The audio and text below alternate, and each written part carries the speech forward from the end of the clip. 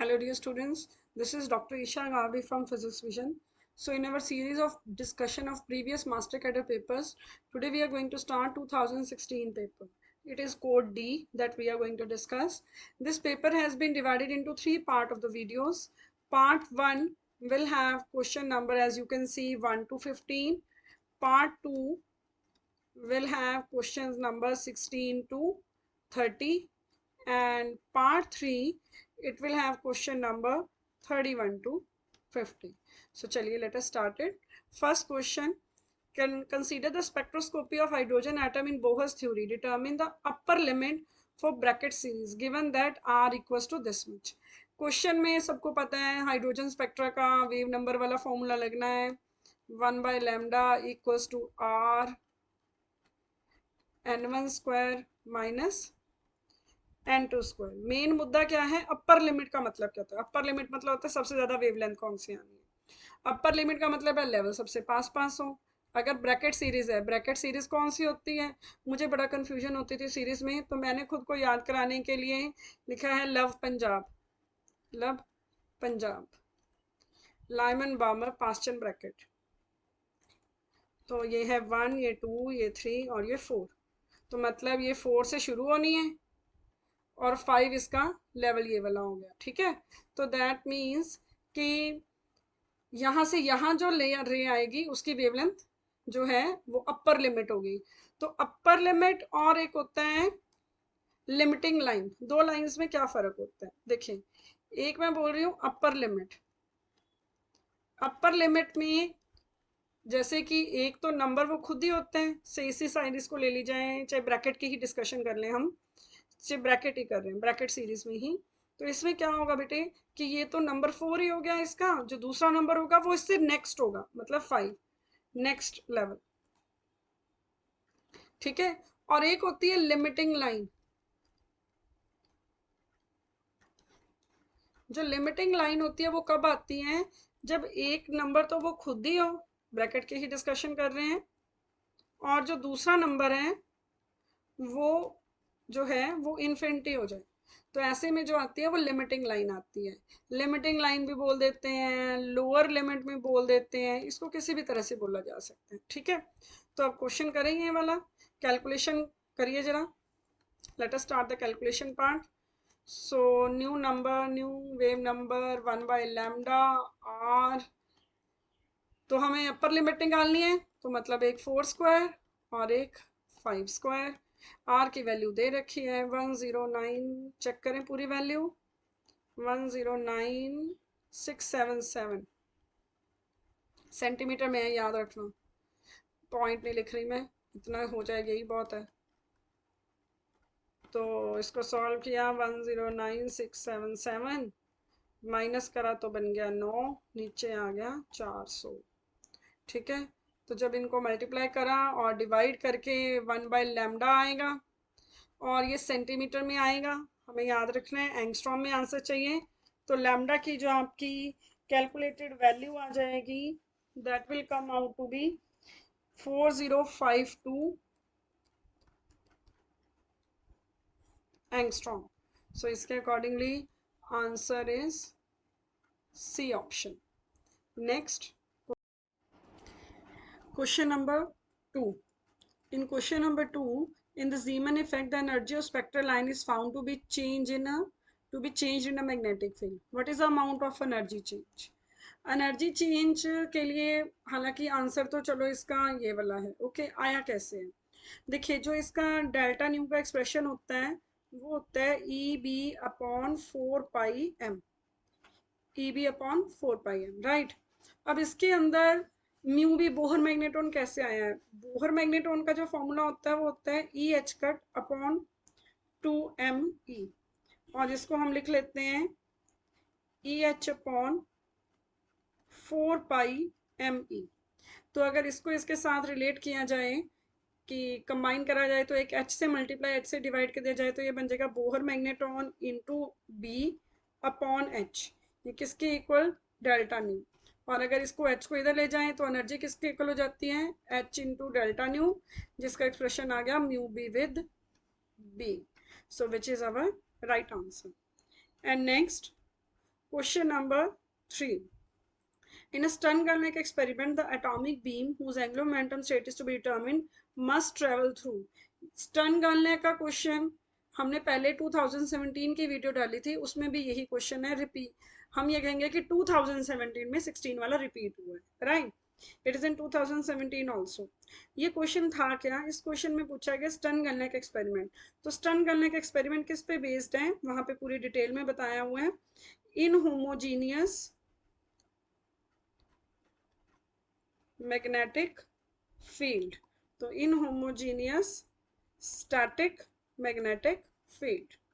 Next question number 4. Question number 4 says, according to Debye's theory of specific heat of solids, where is the law of Dulong and Pettit valid?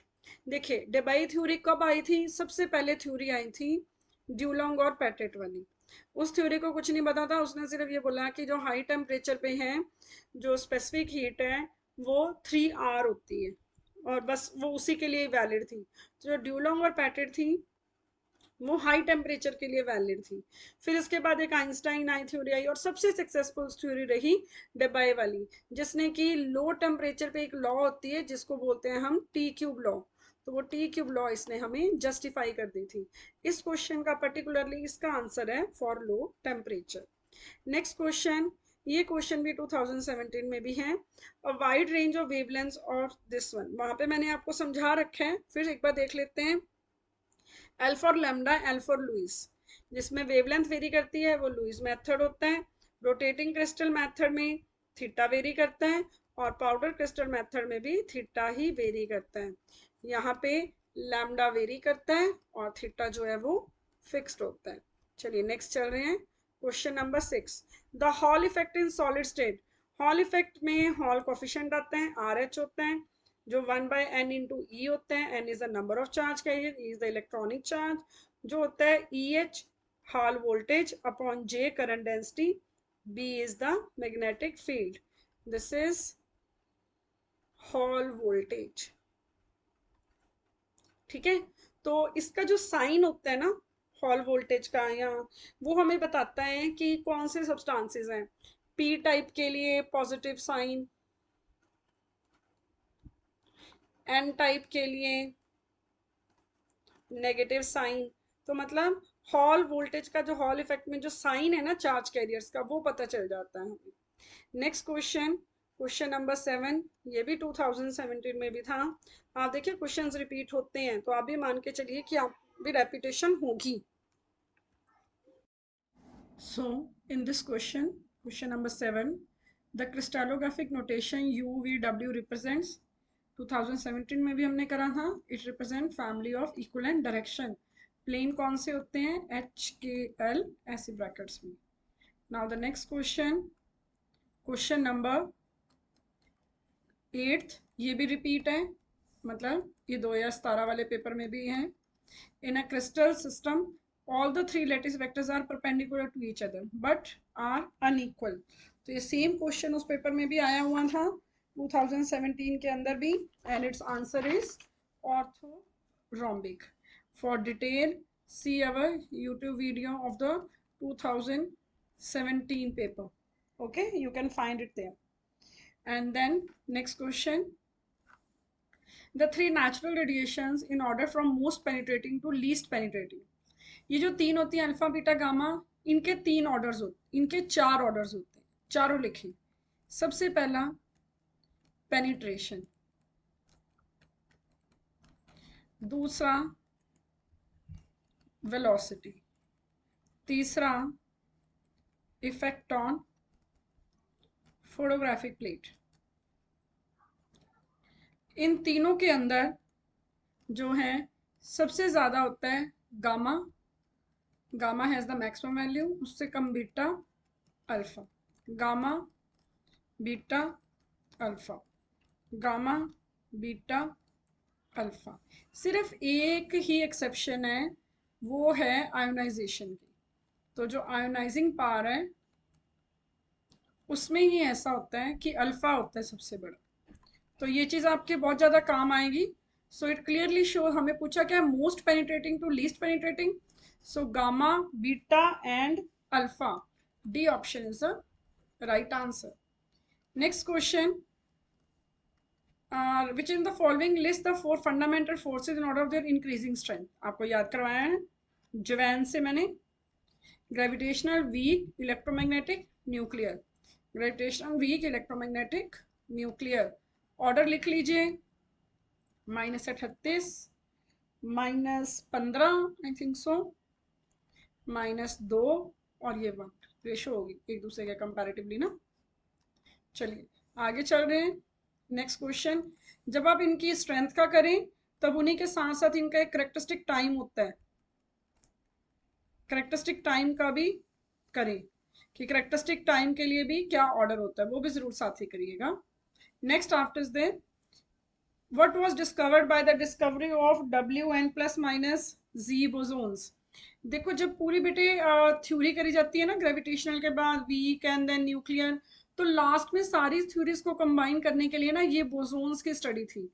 और इस theory ने क्या करा था, electroweak unification इस theory के लिए दी गई थी। This was electroweak unification theory. Okay, कि सारी थ्योरीज को कंबाइन, इलेक्ट्रिक और वीक, उनके लिए बेसिकली ज्यादा इंपॉर्टेंट थी ये। चलिए आगे चलते हैं अब हम। According to nuclear shell model, what is the proton configuration for aluminium 1327? Aluminium का हम हालांकि क्वेश्चन कर चुके हैं। 13 प्रोटॉन एंड 14 न्यूट्रॉन। करना किसको है, इसको स्टडी। ये तो करना नहीं, क्यों, क्योंकि ये तो इवन है, हमारे किसी काम का नहीं है। इसकी स्टडी करते थे तो आपको स्पर्ड्स लिखवाया था। स्पर्ड्स में क्या करते थे, 1s 1/2, 2 1p 3/2, 4 1p 1/2, 2 and 1d 5/2। ये 5 ऊपर आना चाहिए, 5। तो इस हिसाब से D option is our right answer. एक वीडियो भी हमारी पड़ी है जिसमें तीनों तरह की कॉन्फ़िगरेशंस दिखाई गई हैं। Next comes to question number 13, positive kaon has a rest mass. ये क्वेश्चन भी 2017 वाली वीडियो में भी है। It has a rest mass of 494 mega electron volt per square per velocity square, whereas a proton has a rest mass of this much. If kaon has a total energy equal to proton rest mass energy. अब देखो, अब जिस बच्चे ने हमारी वो video देख रखी है वो इस क्वेश्चन को यहाँ पे खुद ट्राई करेगा। ओके, एंड इसका जो आंसर आएगा 0.85 C आएगा। वहां पे ऑलरेडी 2000 की जो हमारी वीडियो है 2017 वाले पेपर की पार्ट भी बता देते हैं। पार्ट 2A में है जो 20 से 30 क्वेश्चन वाली वीडियो है, उसके अंदर ये पूरा क्वेश्चन ऑलरेडी सॉल्व है। ओके, अगर फिर भी आपको कोई क्वेरी हो इसके रिगार्डिंग तो आप हमें चैट बॉक्स में लिख सकते हैं, we will surely come to you. And next is the question number 14, if fx is symmetric periodic function of x, then in general the Fourier series। देखो पहली बात तो ये हमारे इस टाइम सिलेबस में ही नहीं है क्योंकि ये मैथमेटिकल फिजिक्स है, ये एमएससी का टॉपिक है। चलो कोई बच्चा कहता है मुझे मेरिटोरियस और लेक्चर कैटर के पॉइंट ऑफ व्यू से भी सुनना है, तो जो फंक्शन इवन होते हैं उसमें ए नॉट और कॉस वाली टर्म आती होती हैं।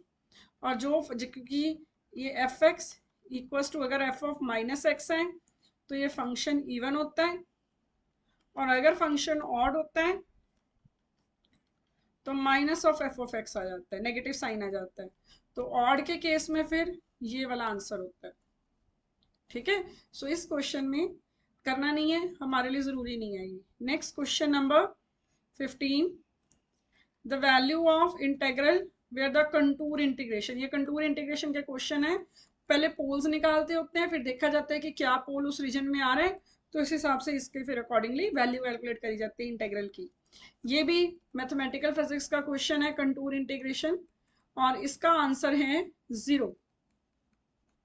So this is 0. So it completes the first part. We will meet again in the second part of 2016. Thank you. Bete, do subscribe the channel and do comment and like if you find the videos are useful to you.